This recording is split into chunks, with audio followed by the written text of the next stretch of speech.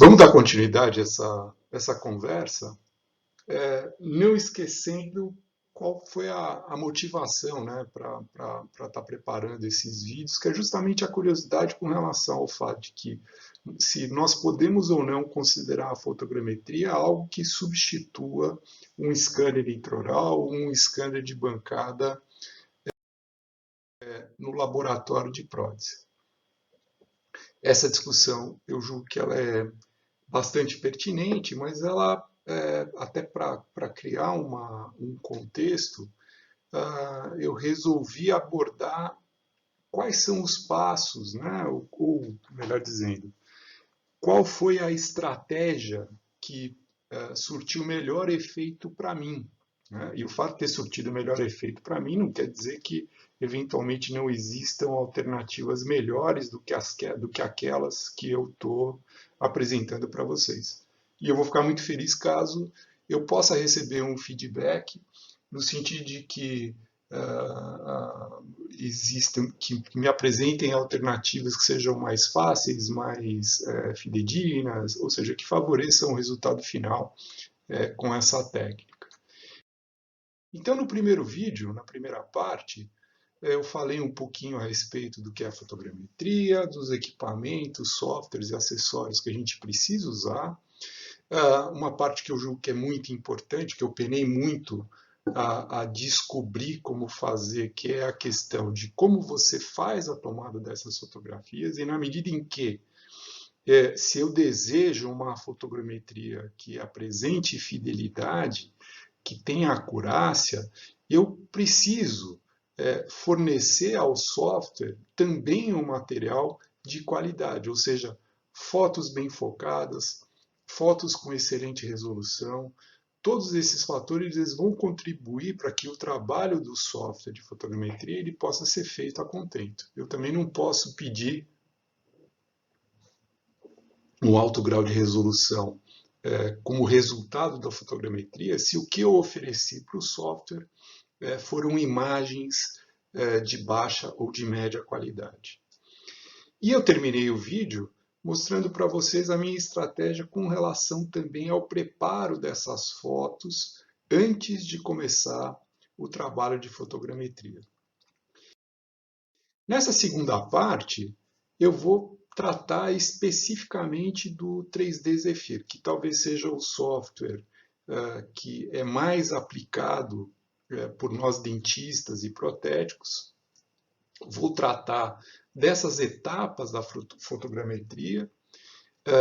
Vou falar de uma coisa que para mim teve um resultado muito significativo em termos de qualidade, que é aplicar um filtro que melhora a resolução, isso dentro do processo de criação do modelo 3D no 3D Zephyr. E por último, eu vou apresentar para vocês as opções de salvamento, de arquivos de salvamento que podem ser aplicados no 3D Zephyr.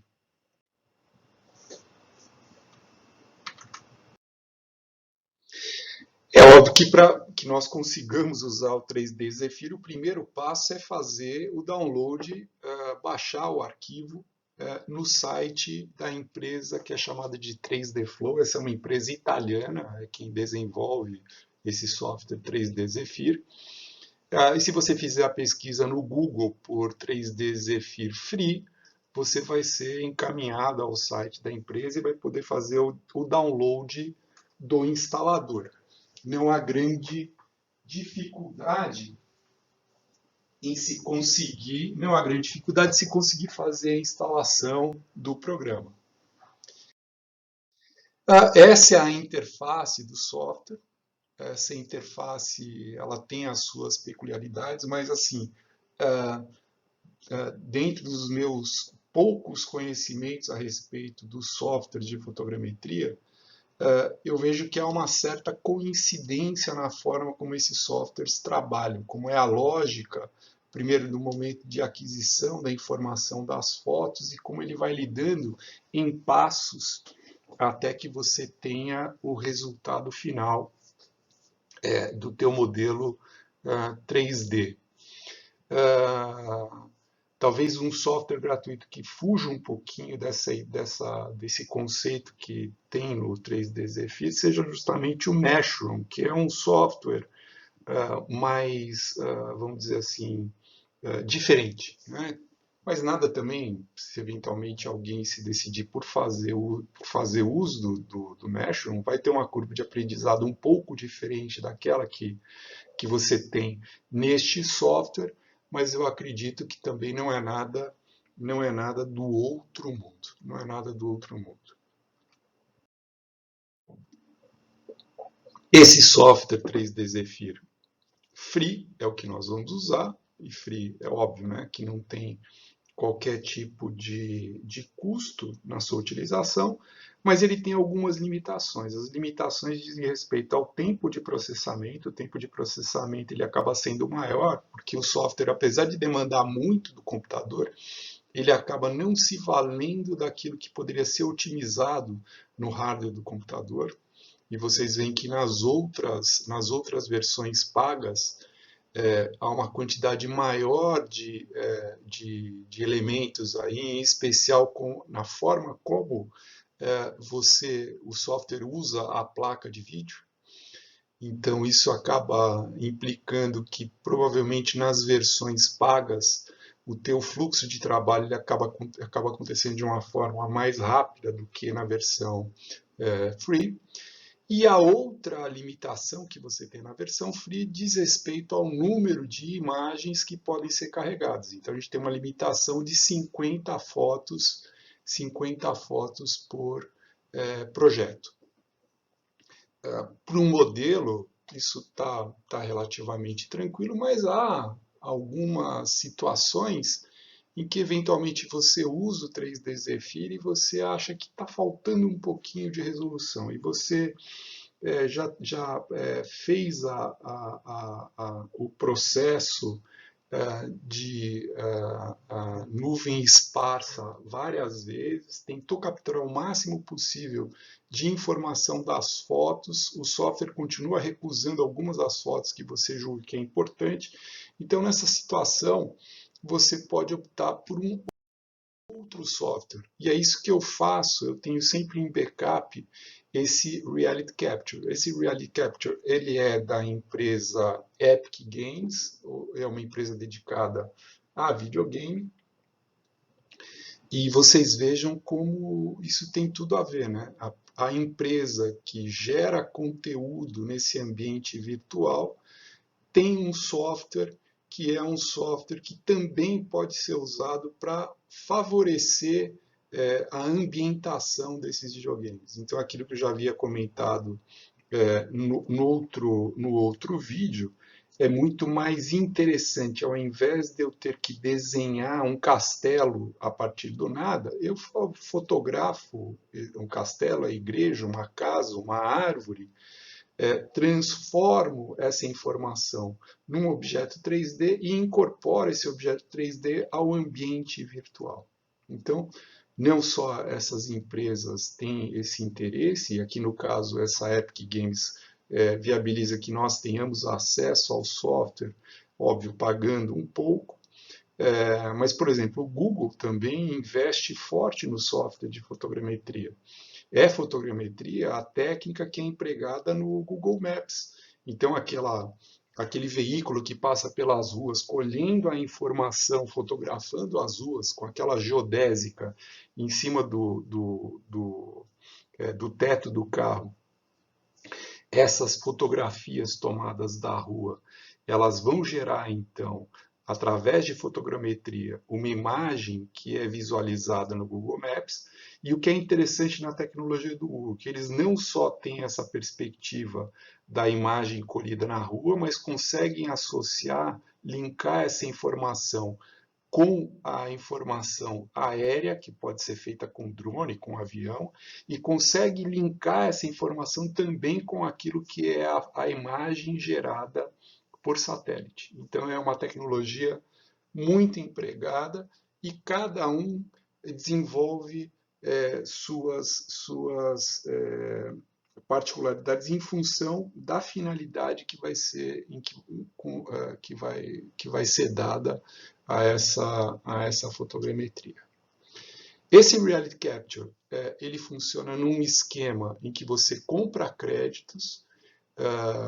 Eu tenho na minha conta, coloquei já há muito tempo, não consegui acabar ainda, $20, tá? É mais ou menos $1 que você gasta por modelo.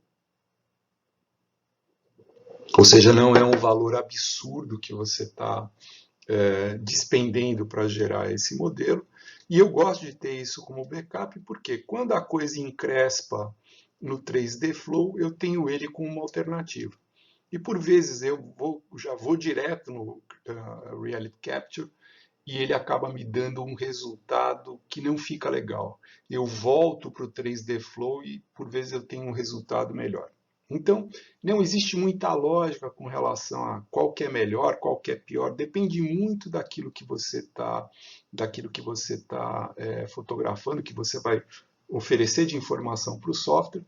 E o software, não sei por quê, para um determinado modelo funciona melhor no 3D Zephyr, para outro determinado modelo vai funcionar muito melhor no Reality Capture. Ok? Agora, a própria documentação desses softwares fala que durante o processo de fotogrametria, se eventualmente o software ele recusa muitas das fotos que você ofereceu, isso vai implicar que você vai oferecer menos informação para o software e você vai ter uma resolução pior do modelo que vai ser gerado. Então, esses fabricantes dizem, volta ao processo do começo. Esse próprio modelo que eu vou usar como demonstração hoje para vocês, esse daqui, se eu não me engano, acho que foi a terceira tentativa. Na terceira tentativa a coisa foi. E por que não foi nas outras? Não sei. Então, quais são os passos da fotogrametria? Óbvio, vou abrir o software, vou importar as fotos do modelo. E se eventualmente nessas fotos aparecem outros objetos além do modelinho que eu quero transformar num objeto 3D, eu vou ter que informar o software de que esses outros objetos eles não são de meu interesse. Então, esse processo de avisar o software sobre aquilo que tem que ser levado em consideração ou não no processo de fotogrametria pode ser facilitado com essa ferramenta chamada Máscara. Dentro do 3D Zephyr existe um plugin chamado Masquerade e ele pode ser usado para, em cada uma das fotos que vão ser utilizadas, indicar o que é o objeto de interesse e o que é o objeto que não deveria ser levado em consideração nos cálculos. Então, esse processo de máscara ele vai viabilizar essa melhor qualidade do processo de fotogrametria, mas ele poderia ser evitado. E ser evitado como? Fotografando com um fundo infinito. Então, naquele esquema que eu mostrei da caixa de luz, vocês podem observar que os modelos eles aparentam quase que está flutuando no ar. Isso por quê? Porque como a presença do fundo infinito, né, que nada mais é do que eu estar com o fundo da caixa distante do modelo, isso propicia que na imagem, na fotografia, apenas apareça o meu objeto principal. Então isso acaba sendo algo que economiza bastante em termos de tempo de trabalho, de facilidade de trabalho da fotogrametria. E o primeiro passo que o software vai executar, assim que nós abastecemos o software com a fotografia, é justamente criar um esboço daquilo que vai ser o modelo final. E esse esboço corresponde ao que é chamado de nuvem esparsa de pontos. Então, o software, num primeiro momento, monta o mosaico, identifica se ele vai ser capaz de usar todas as fotos que nós inserimos ou não, e a partir dessas fotos inseridas, ele cria um esboço que representa pontos de interesse que foram identificados nessas imagens e espalha esses pontos no espaço. De tal sorte que nessa primeira etapa, que é chamada de nuvem dispersa, a gente já pode ter uma noção se o software está indo por um bom caminho ou não. Se nessa etapa a imagem que aparece é algo que remete ao modelo, então você pode ter confiança de ir em frente. Vocês vejam aqui, olha, como o software leva em consideração para organizar as fotos a busca por esses pontos de interesse nas imagens. E na medida em que ele vai identificando esses pontos em duas imagens, ele vai então montando esse mosaico, montando esse quebra-cabeça que é fundamental para que depois se crie a imagem, o objeto 3D. Então, fez a correspondência das imagens, vai criar esse esboço, que é a nuvem esparsa de pontos, e se eventualmente, ao invés de você identificar, assim que essa nuvem esparsa é gerada, se você consegue identificar nessa nuvem esparsa algo que remete ao objeto que você está querendo escanear, que você está querendo fazer a fotogrametria, vá em frente. Agora, se ao invés de ter um aspecto como esse daqui, em que está dando cara que ele vai formar um modelo, forma uma figura geométrica absolutamente distinta daquilo que você esperaria, o que você vai fazer? Vai recomeçar o processo. Então, você vai descartar esse projeto, vai abrir um novo projeto e vai tentar novamente. Na própria documentação do 3D Zephyr, existe essa observação de que, caso você não consiga incorporar uma quantidade grande de fotos nessa etapa de formação de pontos esparsos, se você não consegue usar uma grande quantidade das fotos que você imputou no software, o que o fabricante te sugere é que você repita o processo e repita um determinado número de vezes necessário até que você fique satisfeito com, primeiro, o número de fotos que o programa vai utilizar. Segundo, com o formato que está sendo gerado nessa nuvem esparsa. Então, nesse modelo que eu vou mostrar para vocês aqui da fotogrametria, o que vocês vão ver é a terceira tentativa, a terceira ou quarta tentativa de formação desse objeto 3D. No primeiro momento, das 50 fotos que eu havia utilizado, ele usou por volta de 20, e ele pode gerar um modelo 3D com essas 20 fotos? Pode, mas como você está com pouca informação, o nível de acuidade do modelo 3D gerado ele vai ser muito baixo.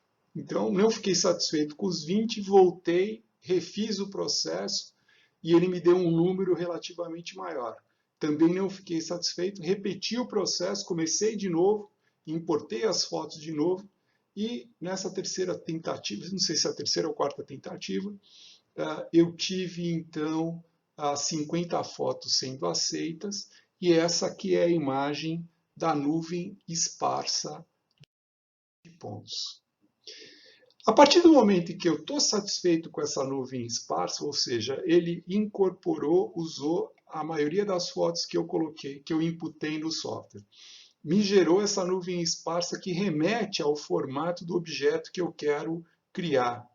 Então eu vou mandar o software então gerar a nuvem densa de pontos. É como se eu fizesse um refinamento do número de pontos e isso vai trazer uma distribuição destes pontos capaz de reproduzir fielmente o formato do objeto 3D que eu vou gerar. Vocês vejam que o 3D Zephyr ele pode ser usado numa função automática, em que com apenas um apertar de botão, você passa por todas as etapas, que são geração da nuvem esparsa, geração da nuvem densa, geração da malha e, por último, a textura, a extração da textura do objeto. Então você aperta só uma vez esse botão e você vai aguardar meia hora, 40 minutos, E, se tudo correu bem, você vai ficar satisfeito com o resultado. Se eventualmente se tudo não correu bem, você perdeu 40 minutos. Então é preferível trabalhar nesse esquema em que você vai etapa a etapa observando qual é o resultado. Se deu tudo certo, você manda o software seguir. Se deu errado, você volta para o começo, mas ao invés de você perder 40 minutos, você perdeu 10 minutos ou um pouco menos do que isso. Então, agora, antes eu tinha aquela nuvem esparsa e agora a representação que vocês veem é da nuvem densa. Então, o número de pontos agora é muito maior e a perspectiva de que a gente vai conseguir ter um modelo com cara de modelo tá bem patente nessa imagem. Muito bem. E segue então a criação dessa nuvem densa de pontos, a união entre esses pontos formando triângulos. Essa união de pontos formando triângulos, na verdade, vai propiciar que na superfície desses triângulos você tenha a formação da superfície do objeto. Então, agora eu deixo de ter aquele aspecto pontilhado e tenho a malha formada. Esta malha, esta resolução de malha é aquilo que eu vou usar como matéria-prima para elaborar meus projetos no Mesh Mixer, no Exocad, no software de manipulação 3D que vai ser utilizado para a gente trabalhar este arquivo, este modelo. Então, criou-se a malha e, por último, vai ser feita a extração da textura. E essa extração da textura, para a gente, do ponto de vista objetivo, ela tem uma importância mais estética, cosmética, do que propriamente algo útil para a gente durante a manipulação desses modelos em software 3D. Por quê? Porque ela, na verdade, é uma extrapolação das cores do objeto, uma tentativa de extrapolar a cor do objeto para o objeto 3D.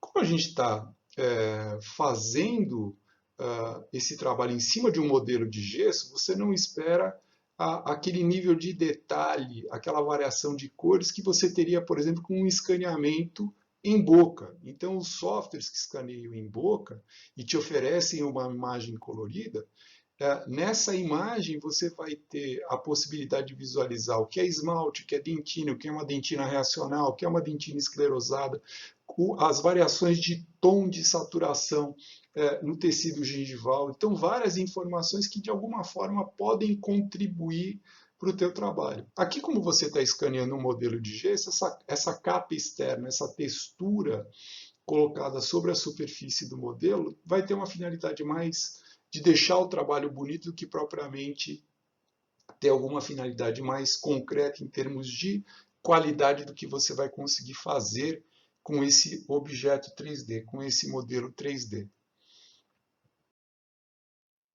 Tá aí, então, a imagem depois que é feita a texturização, que é a última etapa. Então, na versão free, na versão grátis do 3D Zephyr, ele te obriga a chegar até essa etapa. Nas versões pagas, você tem a possibilidade de exportar a malha como um STL, com um formato que é um formato em que você não incorpora essa textura, essas cores, sem precisar fazer a extração da textura. Mas na versão grátis, você tem que fazer essa texturização antes de partir para o último ponto da fotogrametria, né? Que é exportar o modelo. Então, a partir do momento que você exporta o modelo, você criou um objeto tridimensional, um arquivo tridimensional que vai ser, que pode ser levado para um software em que você vai poder fazer a manipulação desta informação. Então, rapidamente eu vou apresentar para vocês como foi feito o processo no 3D Zephyr para a obtenção do modelo, de um modelo inferior. existe um modelo em gesso, o gesso foi fotografado, e aí nós vamos agora vencer as etapas relativas à fotogrametria.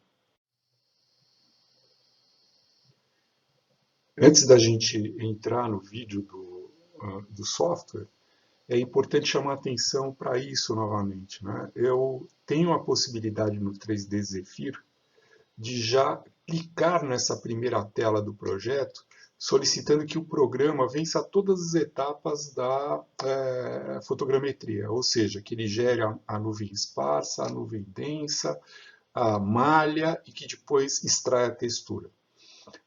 Muitas vezes você, fazendo isso, pode se frustrar. Ao término de 30, 40 minutos, ter um resultado que não é o desejado. Então, por conta disso, eu acho mais prudente, nessa primeira tela de projeto, manter clicado apenas a opção Check Online for Pre-Computed Camera Calibration, ou seja, eu estou solicitando que ele apenas faça a calibração, o posicionamento das fotos, a calibração das câmeras, mas todo o processo de geração de denso de nuvem e malha e textura, eu vou permitir que o software os complete apenas depois que eu aprovar esse primeiro esboço.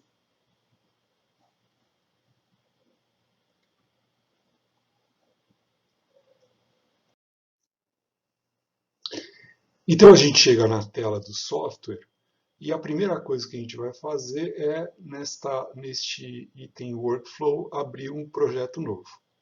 Então, o que está clicado aí é justamente a primeira opção que vai permitir que nós controlemos de uma forma adequada se vamos em frente ou não com o processo, localiza onde estão as imagens do modelo que eu desejo usar, carrego, e aí eu tinha 63 imagens, fiz a seleção para que sobrassem 50, essas 50 foram inseridas dentro do programa, e agora a gente vai partir para a primeira etapa, que é a orientação da câmera e criação, então, da nuvem dispersa de pontos. Esse processo, ele é um processo que tarda algo como 8 a 10 minutos. Vocês vão ver que daqui a pouquinho o vídeo avança, porque senão ficaria uma coisa muito monótona ficar acompanhando esses passos. Mas o que é importante é que, terminado esse processo, eu consigo visualizar quantos desses arquivos foram incorporados no projeto. E houve agora, na terceira ou quarta tentativa, acredito que a terceira, a incorporação das 50 fotos. Ou seja, se o número de fotos é algo importante para que eu tenha um projeto, para que eu gere um modelo com resolução, eu agora não poderia estar melhor. E agora vamos partir, então, para a geração de pontos densos. E os presets que eu uso sempre é com o máximo de resolução. Então, nesses presets aqui de nível de detalhamento, eu sempre opto por fazer a opção que vai garantir a maior fidelidade do resultado. Aperta-se de novo o botão Run e aí o processo vai começar. E agora esse processo, ele dá uma estimativa inicial ali de 14 minutos, mas ele tardou algo próximo a 20 minutos para ser executado. Então, o vídeo andou para frente, terminamos essa fase e agora, ao clicar no botão Finish, o que a gente tem é a possibilidade de observar a malha criada. Então tá aí, grosso modo, o aspecto do modelo parece tá ok, né? Inclusive, de novo, o gesso suíço que foi usado aí, que o modelinho está parecendo um queijo suíço. E aqui, um pulo do gato, porque terminada essa etapa da malha, eu descobri que aplicando esse filtro de Photo Consistency, você consegue fazer um refinamento no posicionamento dessas imagens, e esse refinamento ele vai se reverter num aspecto de lisura da malha muito interessante. Então é um passo que vai te consumir mais 5, 10 minutos, mas eu acho que vale a pena na perspectiva de você ter uma lisura de malha melhor. E por último, a gente vai gerar o mesh, vai gerar a malha, desculpa, vai gerar a textura que vai recobrir essa malha. Isso, na verdade, tem mais um sentido estético do que propriamente funcional para a gente. O que nos importa é a malha, não o aspecto de textura que está sendo aplicado aí agora. Mas nessa versão free do 3DF Zephyr, você não tem outra alternativa senão chegar até o final e extrair essa malha. Nas versões pagas, você, depois que gerou a nuvem densa e gerou a malha, você pode salvar o teu trabalho no formato STL. Ou seja, é um formato que, no fim das contas, é aquele formato que nos interessa para trabalhar com essa informação, por exemplo, num programa como o Mesh Mixer. Então, esse processo de textura ele também tarda um pouquinho,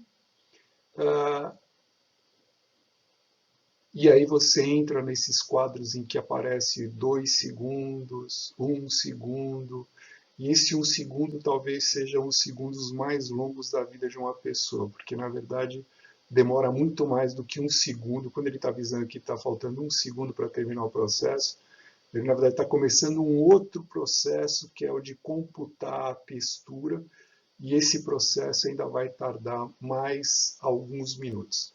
Fomos em frente com isso para que a coisa não ficasse muito maçante, e agora está o aspecto do nosso modelo 3D depois da extração da textura. O que falta agora é salvar. E dentre as opções que você tem de salvar esse modelo 3D, a que eu acho mais interessante em função de compatibilidade com o Mesh Mix era salvar isso com a extensão .obj. Tá? Esse formato ele tem inserido nele, embebido nele, a malha e também exporta a textura externa. Essa textura externa, depois, na hora que a gente carrega esse modelo no Mesh Mixer, a gente descarta essa textura externa. Ela, na verdade, não serve muito para a gente.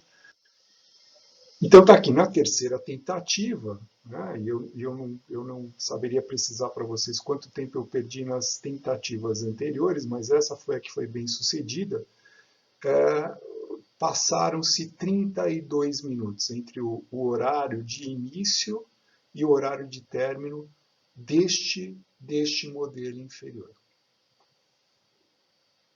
Ou seja, é bastante tempo. Se a gente comparar com o tempo de aquisição dessa informação num scanner de bancada, num scanner litoral, esse processo de fotogrametria ele demanda muito mais tempo.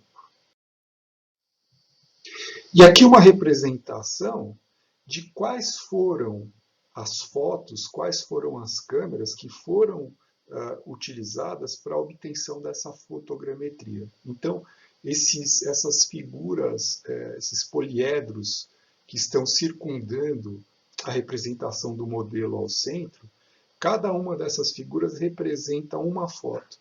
E a posição dessas câmeras é, na verdade, a representação daquilo que foi a distribuição dessas imagens para a obtenção da fotogrametria. Esse vídeo talvez fique mais interessante para ver que na medida que a gente clica numa foto, você vai correndo ao longo da distribuição dessas câmeras, mostrando como cada uma dessas fotos contribuiu em parte para a formação do teu objeto 3D final.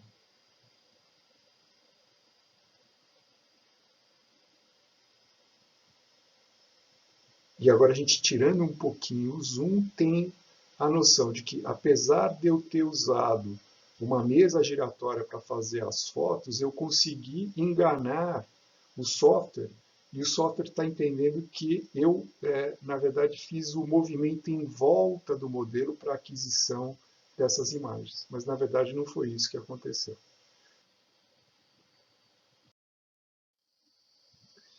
E o último passo é, terminado o processo, eu salvo o meu projeto no 3D Zephyr, ele vai criar um arquivo com a extensão .zep.